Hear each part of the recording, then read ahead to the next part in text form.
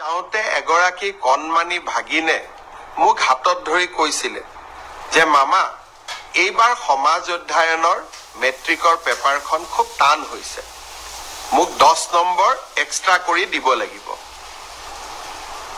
নগাঁৱলৈকে যাওঁতে 16 তাৰিখে নগাঁৱত গৈছিলো, তাতো এগৰাকী ভাগিনে এনেকেই কথা ক'লে আৰু বৰদোৱাতো আন এগৰাকী ভাগিনে একেই কথা ক'লে যে সমাজ অধ্যয়নৰ পেপাৰখন এইবাৰ মেট্ৰিকত খুব টান হৈছিল। মই প্ৰত্যেকটো কথাই সিৰিয়াছলি লওঁ। গুৱাহাটীত আহি সেবাৰ চেয়াৰমেনক মই সুধিলো যে সমাজ অধ্যয়নৰ পেপাৰখন সঁচাই টান হৈছিল নেকি।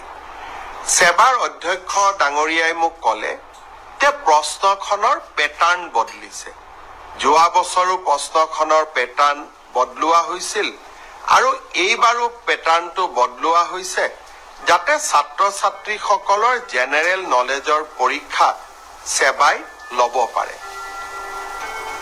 ব্যৱস্থাটো আদৰণীয়, কিন্তু যদি মোৰ ভাগিনবিলাকে আকৌ মেট্ৰিকত ফেইল কৰি যায় তেতিয়াহ'লে কেনেকৈ হ'ব?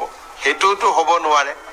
সেইকাৰণে মই সেবাৰ অধ্যক্ষক মই অনুৰোধ কৰিছো যে আপুনি চাব, যদি মোৰ ভাগিনবিলাকৰ পৰীক্ষা সমাজ অধ্যয়নখনত বেয়া হয় কিন্তু আন পেপাৰবিলাকত ভাল হয়, তেতিয়াহ'লে এইবাৰ সমাজ অধ্যয়নত আমি সকলোকে অতিৰিক্তকৈ কিবা নম্বৰৰ ব্যৱস্থা কৰি হ'লেও ভাগিনসকলক মেট্ৰিক পাছ কৰাৰ সুবিধা কৰি দিব লাগিব।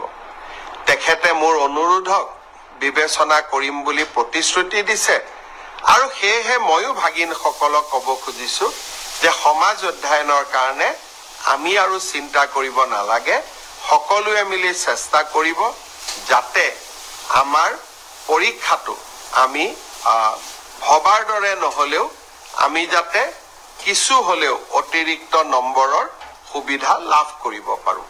মই ভাবো যে এই ঘোষণাটোৱে ভাগিনসকলৰ চিন্তা কিছু দূৰ কৰিব।